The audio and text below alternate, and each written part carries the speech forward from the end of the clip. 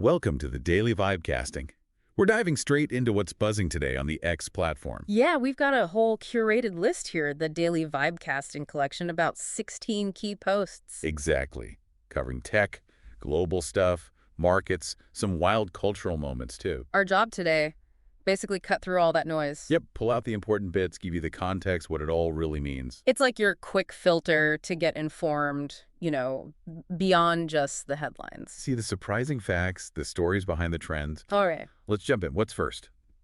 Okay, kicking things off with crypto. Yeah. This one from @WatcherGuru really caught my eye. Oh, yeah. What is it? It just says, just in dinner watchin'. Hey. Toncoin partners with UAE to offer 10-year golden visa to 2MN stakers.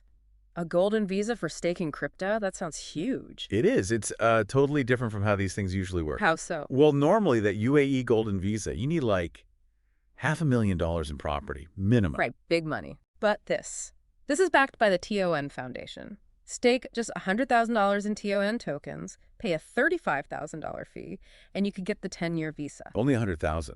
And faster processing, too. Under 7 weeks, they say. It's basically using crypto liquidity for residency. We haven't really seen that before. Wow. And the market reacted. Oh, yeah. Toncoin jumped 13% pretty fast, over $3. Okay, but hang on. Is this, like, tested? Are there studies on crypto residency? Seems kind of risky. Well, no, not really. No peer-reviewed studies yet. It's too new. And yeah, critics jump on the volatility issue immediately. Digital assets versus, bricks and mortar. Makes sense. So it definitely challenges the old way of thinking about immigration economics. Big questions about stability, regulation. So it's more than just a visa program. It's like a national experiment. Exactly. A country validating digital assets in a totally new way could set a precedent. Okay, so while some are innovating with visas, others are sticking to the classics, like this post from @Saylor, Michael Saylor. Ah, yes. Let me guess. Just says, some weeks you just need to HODL. Classic. Hold on for dear life. Yep, that's Saylor. What's the latest with MicroStrategy's Bitcoin stash? It's huge. Portfolio's valued at $64.57 billion. They hold 252,701 Bitcoins. Just staggering. It shows their conviction, right? Since 2020, they went all in, and honestly, it's paid off, massively outperforming traditional markets despite all the crypto chaos. Research backs that up, right? Holding long term. Definitely. A 2022 study showed holding Bitcoin through big drops, even 40% drawdowns, gave way higher returns, like 200% higher, than trying to trade in and out. Interesting. He also included this weird image. Yeah. A demon ascending, linked to a meme coin, LECI. Yeah, that's pure crypto culture right there. What do you mean? It's that mix of memes, humor, defiance against the old system. They thrive on that, even with all the challenges, like billions lost to scams this year, according to the FBI. So it's this blend of serious investment and, well, internet weirdness. Pretty much sums up crypto sometimes. Pushing boundaries financially, culturally, even nationally now. Lots of opportunity, still lots of risk. Okay, let's switch gears completely. U.S. politics. Seeing chatter from both at Benny Johnson and at Leading Report on the same thing. What's the buzz? Breaking. 12 states have now passed resolutions to add term limits for Congress to the U.S. Constitution.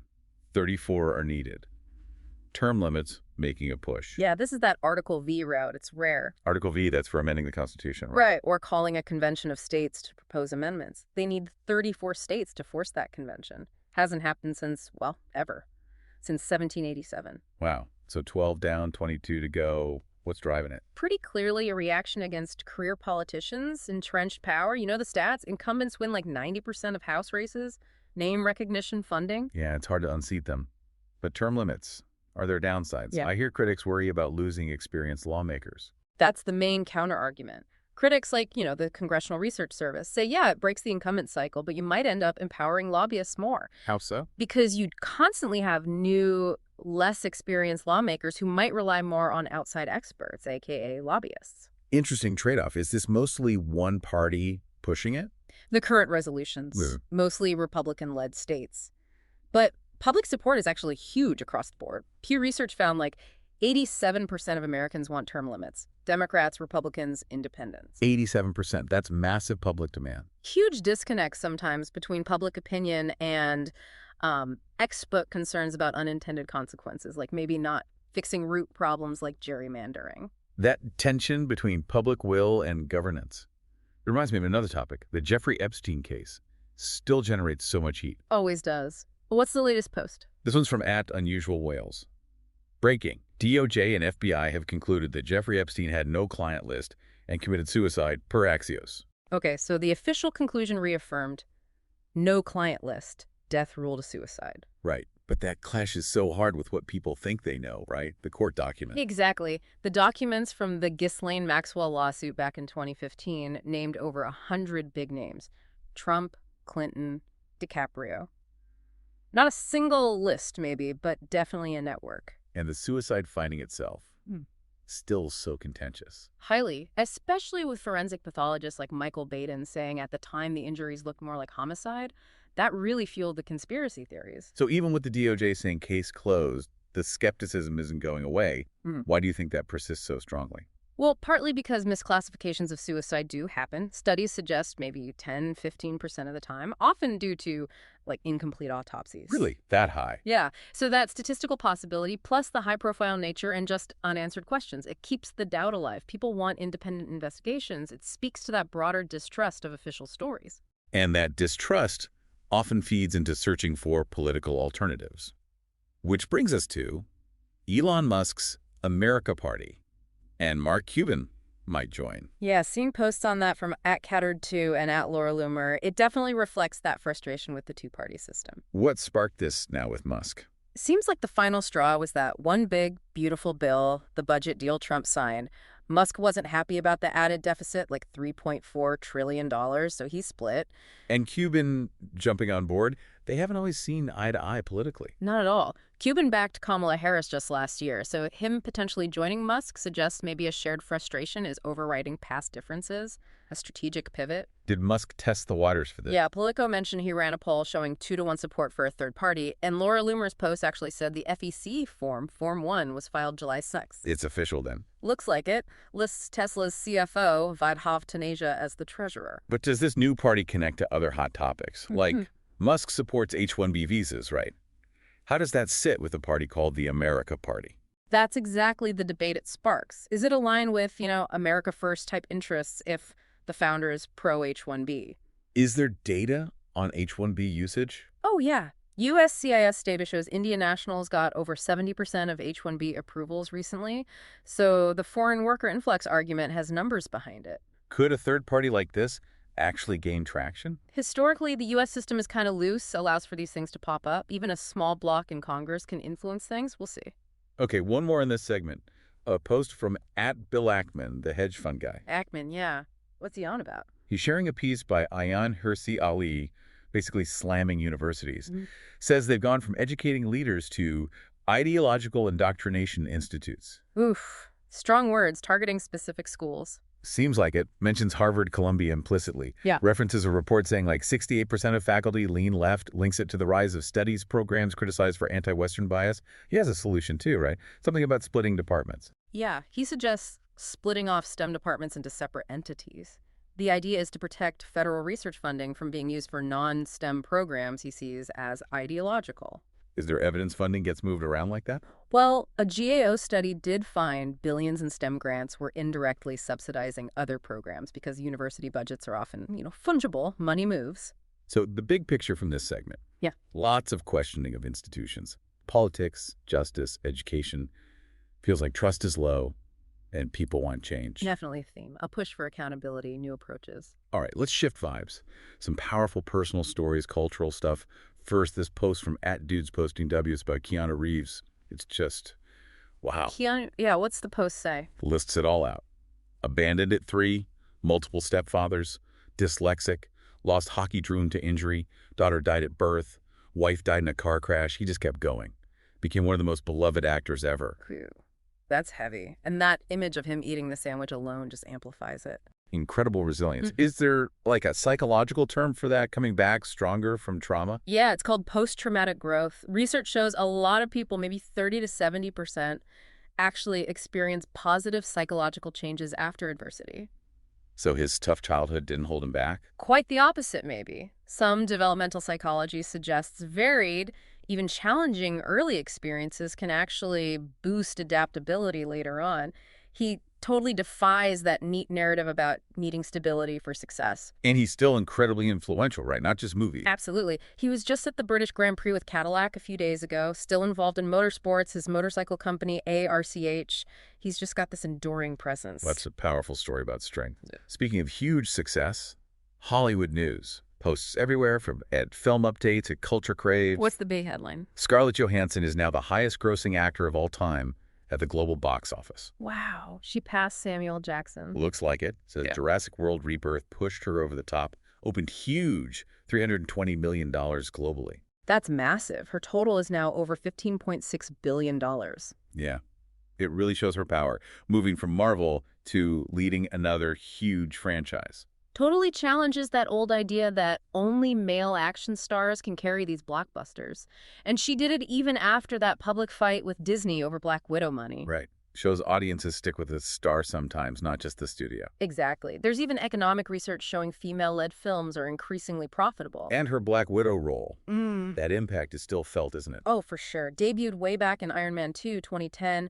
Marvel actually nabbed her after Lionsgate tried to develop the character earlier. Smart move by Marvel. Very. Leveraged her star power across 9 films, averaging, $1.6 billion per film she was in? Huge numbers. The posts compare her Black Widow look to Jurassic World, too. Yeah, highlights her range. Plus, the recent rumors about her and co-star Jonathan Bailey. Huh? Yeah, saw that Wired interview where they kind of confirmed it playfully. Adds to the buzz. Okay, from superstars to viral internet moments. This post from @DefiantEls. This video will never get old.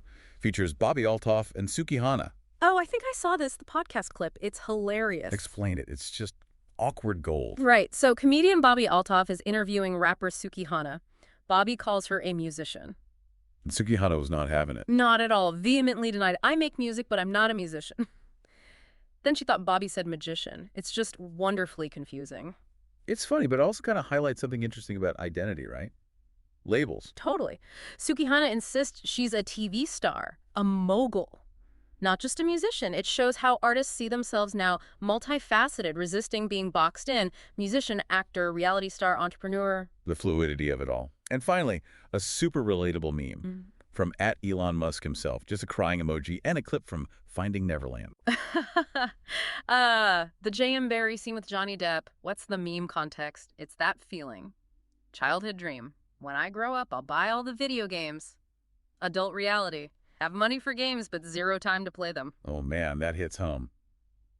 Is that a common feeling? Very. Surveys show tons of adults feel unfulfilled. Childhood dreams drive career change thoughts. And yeah, research confirms time scarcity gets worse with age. More responsibilities, less free time. So Musk is just being relatable?